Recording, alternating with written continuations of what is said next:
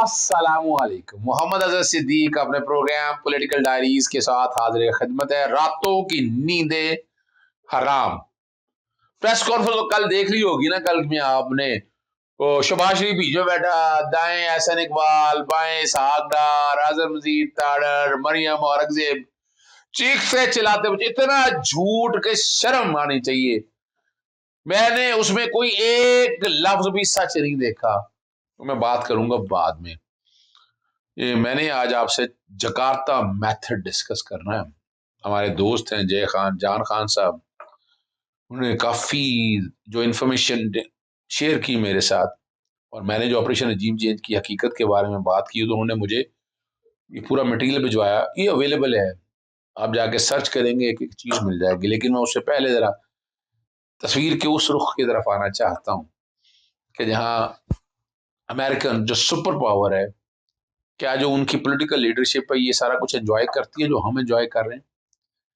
4 सदूर हैं: George Bush junior, George Bush senior, bill Clinton और Barack Obama. सदारत की 2 बार अमेरिका की सदारत की, और सब अमेरिका के ताकतवर तरीन सदूर रहे। ये सब आजकल क्या कर रहे हैं, ये बड़ी मजेदार बात है। और किस हालात में है, कितना पैसा कमाया, क्या याशिया की, क्या जायदादें बनाई, क्या बेवकूफ बनाया कौम को, ये सारी आपके लिए रखते हैं। मैं जॉर्ज बुश सीनियर जो है ना, 2018 में इंतकाल हुआ। पता है आपको जराए आमदनी क्या थी? सिर्फ पेंशन थी उनकी।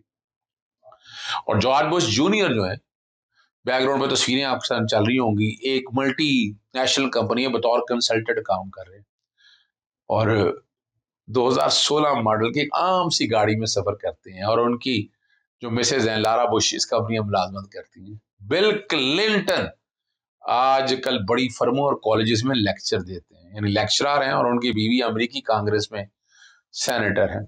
आमदनी से बहुत मुश्किल से गुजारा होता है, और आजकल माली परेशानियों में बिल क्लिंटन है।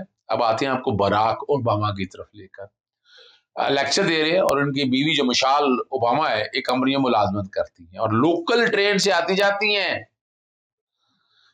और किराए के फ्लैट में रिहाइश वजीर हैं। और वो और उनकी बेटी एक कंपनी में बतौर कैशियर काम कर रही है। ये कैसी कौम है, यहां से अंदाजा लगाएं कैसी कौम है कि अफराद हैं जो इतनी ताकतवर पोजीशन में रहने के बावजूद कि अपने लिए ना अपने बच्चों के लिए कुछ बना सके। और यहाँ छोटी सी एक पोस्ट हो, कोई भी पोस्ट हो, और आप देख सकते हैं क्या हालात। अब मैं इनका दूसरा चेहरा आपके सामने मैं लेके आना चाहता हूँ। ये मेरे सामने है the Jakarta method, Washington anti communist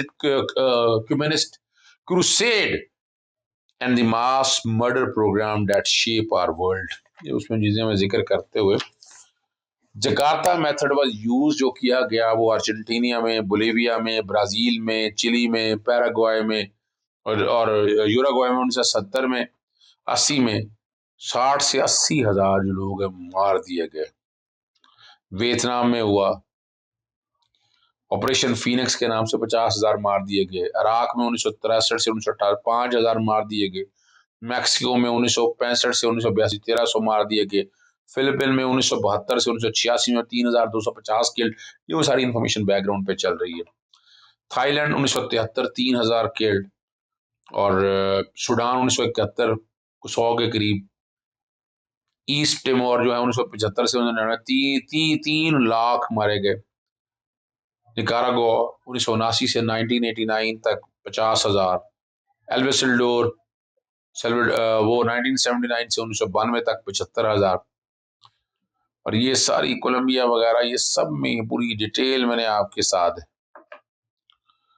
कि यहाँ जो लफ्ज लिखे हुए, all indications are that USA is rerunning the script from its earlier playbook in Pakistan today, of which the first part of overthrowing a sitting government has already been accomplished with relative case. More will follow, of which defending Pakistan of its nuclear arsenal remains the ultimate goal. ये सारी background पे जो चीज़ें मेरे साथ share हुई हैं वो चल रही हैं। आगे लेकर चलते हैं। ऑपरेशन रजीम चेंज से अगला जो है, आज पैरागॉन रेफरेंस की समाअत होनी है। वक्त से पहले बताता हूँ, बरियत लिखी हुई है। ख्वाजा साद रफीक और शाह सलमान रफीक दोस्त हैं, वो बड़े पुराने एक ताल्लुक आ रहा है, लेकिन जो कुछ होता रहा है मैं उनमें नहीं बताना चाहता। बहरहाल ये भी आप, जो मैंने जैसे आपको आहिस्ता आहिस्ता इसहाक डार से शुरू होकर मैंने आपको आगे लेकर गया, राणा सनाउल्लाह, अब उससे आगे अगर आप आए तो आप समझ सकते हैं क्या हालात है। बड़ा चीखें मारी, और जो मैंने बात आपसे की थी, प्रेस कॉन्फ्रेंस की गई, बेवकूफ बनाया गया, चारों पांचों वो बैकग्राउंड पे थोड़ा सा चल रहा है जी। उन्होंने कहा 22 करोड़ आवाम से माफी मांगी। यार दुख होता है, अंग्रेजी ना पढ़नी आती हो तो किसी अच्छे ट्रांसलेटर से रब्ता कर लें। और मैंने आपको पहले कहानी बताई थी कि इसमें नैब बैठ गया। नैब ने नई तरमीम के बाद केस नहीं चलती, जो खत किताबत लिखी हो तो उसने क्या लिखा, उसने यही लिखा कि नैब पीछे हट गया ना जी, नैब ने चार्जेस नहीं रखे, तो इसमें क्या है। इसलिए अपॉलोजी अगर आगे, बाकी चीजें तो नहीं अपनी जगह, अली इमरान, राबिया इमरान, नुसरत शहबाज, अकाउंटों में अरबों रुपया जो है उसका जवाब तो दे दें। कोई जवाब नहीं था। इतना झूठ बोला, इतना झूठ बोला कि सच लगे। अब यहाँ पर बैठ के ना जी, अच्छा वो घड़ी का कहते हैं जी, घड़ी कौन सी कौम की घड़ी थी, शर्म और डूमरने का मकाम है शहबाज शरीफ साहब आपके लिए। यानी बतौर वजीर आजम वो घड़ी उनका, मुल्क की मर्जी है, जहां मर्जी खर्च करे। और ये हुकूमत पाकिस्तान को घड़ी नहीं दी गई थी, उस मुल्क के वजीर आजम जो उस वक्त इमरान खान को दी, आपको क्यों नहीं दी गई? आप अभी जाते रहे दे रहे थे, आपको भी इस तरह की घड़ी क्यों नहीं दी? औकात ही नहीं थी तुम लोगों की यार। इमरान खान की इस हवाले से एक पोजीशन थी, और उन्होंने उसके हवाले से जिस तरह भी है अपनी जात के हवाले से कोई चोरी चकारी तो नहीं की, टेंडरों में कोई पैसा तो नहीं लिया, कोई दो नंबरी तो नहीं ना की। तो यही फर्क है तुम में और उसमें, यही फर्क है कि इमरान खान बहुत आगे है। यहाँ बातें, अच्छा यहाँ वो अजीबोगरीब बात है जनाब शहबाज नवाज, यार शर्म की भी एक हद होती है। 62(1)(f) में डिस्क्वालिफिकेशन हुई थी शहबाज नवाज शरीफ की। उन्होंने जो अकामा का इशू जरा समझना है, मैं बार बार दोहराता हूँ। पनामा में आए मामला, सुप्रीम कोर्ट ने देखा, जीआईटी बनी, उन्होंने कहा कि इन्होंने दुबई के अंदर ये मनी लॉन्ड्रिंग, ये सारा काम करते रहे, और बताया कि जनाब मैं मुलाजमत करता हूँ। ये मुलाजमत तो नहीं शेयर आपने शेयर की, तनख्वाहियां आपने वहां बैठ के डिक्लेयर नहीं की, तो मिस डिक्लेरेशन भाई। सादक और अमीन इसलिए नहीं आप रहे ना, और आपको फिर और चूंकि उसकी जायदादों के पास डिटेल नहीं थी, आपके पास जायदादों की डिटेल नहीं थी, मनी ट्रेल नहीं था, अरबों रुपए की जायदाद कहां से खरीदी?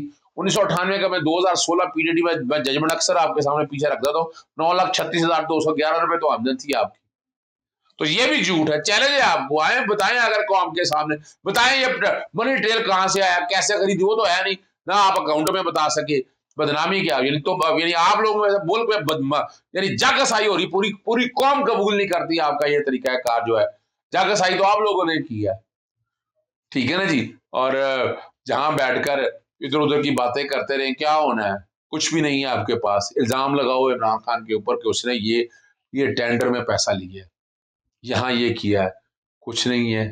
माली तौर पर आपने सत्यानाश कर दिया पाकिस्तान का, लूट मार का पैसा सारा लेके घरों में बैठ गए आप।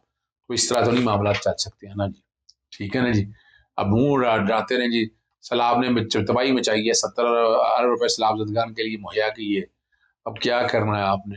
पैसे तो तुम्हें देने के लिए कोई तैयार नहीं हुआ। इमरान खान ने ऐसी आवाज दी और पाकिस्तान 12 अरब के करीब आ गया। एक्सपोर्ट आप क्या कर दिया, एक्सपोर्ट और इम्पोर्ट में डिस्पैरिटी मैंने अभी फाइल की हुई है लोन की कंडीशन लेने के लिए कि कितना कर्ज है, मुल्क डिफॉल्ट कर रहा है, वो सारी तफसीलात मांगी है, वो तफसीलात दे ही नहीं रहे आप। और ये भी खबरें आम आ रही हैं कि पाकिस्तानी सफारतखानों के फंड रोक लिए, पैसे ही नहीं है आपको, यूटिलिटी बिल देने से कासर है, तनख्वाहें रोक ली हैं। ये बड़ी हैरान कुन बात है, सोचना पड़ेगा आपको। और दूसरी तरफ जो है ना, शुजात की नवाज शरीफ से मुलाकात का अमकान है, और क्या करेंगे आप? कुछ नहीं होना है शुजात साहब, छोड़ दें आप, मुल्क को आगे लेके जाएं, ठीक है ना जी। और चौधरी शुजात ने मार्च में इमरान खान को रब्ता करके क्या पेशकश की, ये बात हो रही है, पुरानी बात हो रही है। और वहाँ संगीन हालात के सामने रखते क्या करना है क्या नहीं करना है। चौधरी शुजात साहब जो मर्जी कहते रहे, कोई जरूरत नहीं है इधर से सुने उधर से निकाल दे, ठीक है ना जी। और बड़ी मजेदार बात है, शहबाज शरीफ के साथ जो अंदर की कहानी नजर आ रही ना आपको, वो क्या आ गई है। उन्होंने, मैं आपको बता चुका हूँ, ऑपरेशन रजीम चेंज ही है ना, तो 2 है, जनवरी में आना है, डे टू डे सुनेंगे। लेकिन ये अभी तक मेरिट पे कोई चीज सामने नहीं आ सकी। फैसले की और लाएंगे अपने इस्लामाबाद में लाएंगे, हालांकि जेल में जाना है। नैब आपका अपना बैठा हुआ है, किसी रेस्ट हाउस में रखेंगे। अपीलें रिवाइव करवानी है आपने, अपीलें रिवाइव होकर सुनी जाएंगी, और अल्लाह करे कि आपका आप जो मर्जी आप कहते रहें, लेकिन हालात ऐसे नहीं हैं।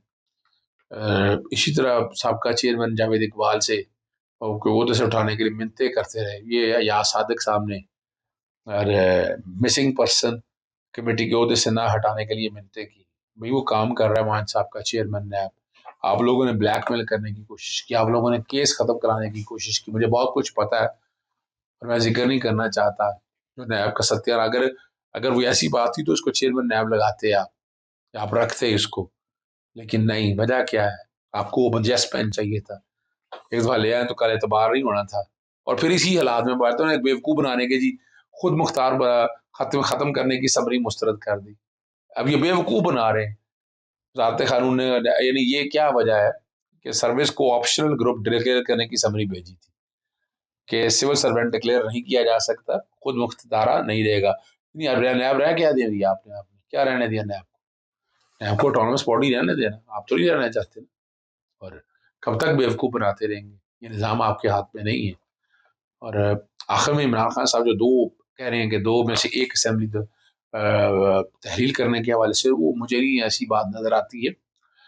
इमरान खान साहब 20 दिसंबर से पहले पहले असेंबलियां तहलील करेंगे, और असेंबलियां तहलील करना ही उनके लिए बेहतर है। इससे मुल्क में स्टेबिलिटी आएगी, अगले इलेक्शन की तरफ जाएगा। अगर आपने इसी तरह छोड़ी रखा तो ये लूट मार नहीं खत्म होनी। जान छुड़ाएं इस पीडीएम की 13 जमातों से, जान छुड़ाएं। जान छुड़ाएंगे तो बेखती तरफ से आएगी। आखिर में एक चीज खास तौर पर जिक्र किया, वो डॉलर और सोने की स्मगलिंग रोकने के लिए इकदाम। क्या करेंगे आप?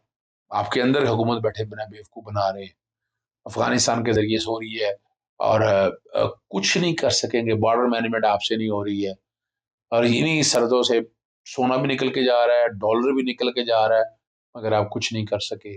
मुंह दिखाने लायक नहीं आप लोग रहे।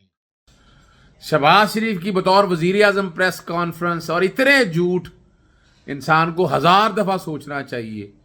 पहली तो बात है कि डेविड रोज या डेली मेल के हवाले से करप्शन के उन्होंने नहीं मामला देखने थे, करप्शन के चार्जेस लगाए थे नैब ने। नैब ने अगर कोई खत लिख दिया है, नैब ने बता दिया नए कवानीन के तहत मामला खत्म हो गया, तो इसमें डेविड रोज या डेली मेल क्या करे? बात बड़ी सीरियस है। मनी लॉन्ड्रिंग के हवाले से एंटी मनी लॉन्ड्रिंग इंक्वायरियां आज भी चल रही हैं। उस्मान इंटरनेशनल आपको याद होना चाहिए, उसमें आफ्ताब एब्सकॉन्डर है। लंदन में आज भी मनी लॉन्ड्रिंग की तहकीकात खत्म नहीं हुई, चल रही हैं। और नेशनल क्राइम एजेंसी के हवाले से जो ये बात कही जा रही है कि जनाब उन्होंने बरी, कौन से केस में चैलेंज है, बताएं किस में बरी किया है? सिर्फ और सिर्फ अकाउंट जो है वो डी फ्रीज किए थे, दैट्स ऑल। उसके अलावा कुछ नहीं था, और झूठी खबरें दी थी। और पैमरा ने लाहौर के अंदर, पैमरा ने बकायदा जुर्माने किए थे चैनल्स को कि आपने किस बुनियाद के ऊपर यह खबर दे दी है। तो ये बैठकर शहबाज शरीफ बेवकूफ बना रहे हैं कौम को कि सारा कुछ में साफ सुथरा हो गया, कोई करप्शन के चार्जेस खत्म नहीं हुए। और इसी तरह एंटी मनी लॉन्ड्रिंग एक्ट के मुताबिक आज भी नेशनल क्राइम एजेंसी में तहकीकात चल रही हैं, और इस तहकीकात में एब्सकॉन्डर है आफ्ताब जो उस्मान इंटरनेशनल के हवाले से है। ये वो सारे हकायक हैं जो रिकॉर्ड के ऊपर मौजूद है। याद चाहता हूँ। अस्सलाम वालेकुम, अल्लाह हाफिज़। पाकिस्तान से